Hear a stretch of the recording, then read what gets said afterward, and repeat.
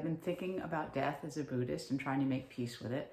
I've been thinking about how to add value to my life right now because I'm an actor and a writer and I have these gaps, and I feel like I used to be a therapist and a counselor, and I worked with groups of people and I facilitated workshops and I did diversity and inclusion trainings, and all those things really validated my value. And now being an actor and a writer, it's great and creative and wonderful, but those gaps make me wonder what I'm doing here sometimes. So I've been thinking about that, ran into this guy named Cuddy at the tire store. And Cuddy says he's in the death care industry. And I say, well, that's funny. I've been thinking about volunteering for hospice. I've been wondering about working around death on some level. And he said, Celebrant. And I said, what is that? And he said, you should be a celebrant. You're an actor. And he described it as kind of the MC of a funeral service who helps plan and then put together and actually lead the funeral service. And my eyes widened, because that is exactly what I love to do. I love creating events and rituals and things for people. Whether we're doing something just as a family, we make up a new tradition, or I'm designing a workshop and we need to process people through some element of grief, let's say, and how to create something for them to do that. So I love creating presentations, rituals, things for people to process life. And I really like enjoying speaking in front of groups of people for some reason. That's something that really appeals to me, because there has to be such an authenticity when you are working in front of groups of people. If you're faking it, if you're acting like something you're not, they see through it and everything bombs.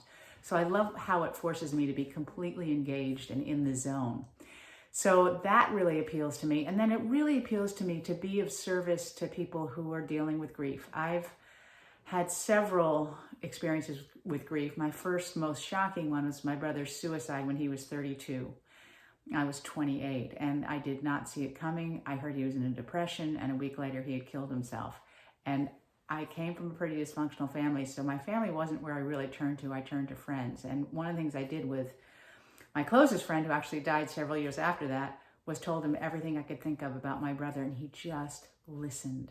And I talked, and there was something so healing about that. And so I believe that part of the process of being a good celebrant is really listening to people talk about the person they lost and letting them tell the stories and really hearing what that is, and then slowly formulating that into some kind of a structure that becomes a great celebration of their life.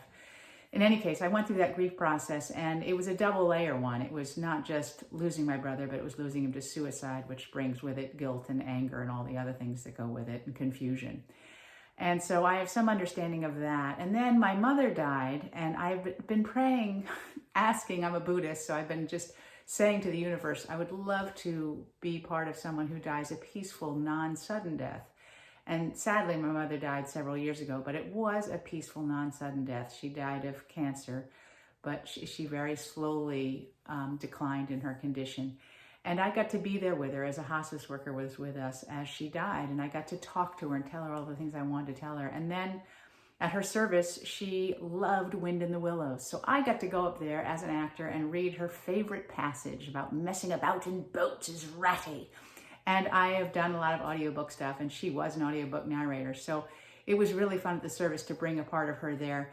And then on a side note, I do believe that it's really okay to laugh when people have died. And even at my brother's service, there was some humor. He was a very funny guy. And at my mother's reception after her service, just a side note, I love imitating her. I do her voice. She talks like this. Was a very interesting woman who very much pronounced her words very carefully.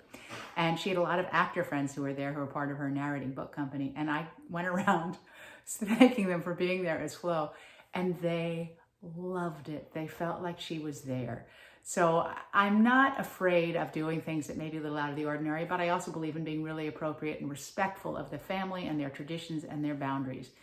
So I feel like I would be really good at this. I'm actually very excited, because it's clear that there's such value in both helping people process their loss through creating a service that really remembers the person and celebrates their life and allows them to heal and to process whatever they're feeling. So I feel like I'm flexible, I'm open, I listen to people, I completely believe in love and diversity and inclusion and whatever the form that takes. And so I think I'm really suited that way, to be able to sit with people who may be very different from me, but I really believe in finding the common humanity.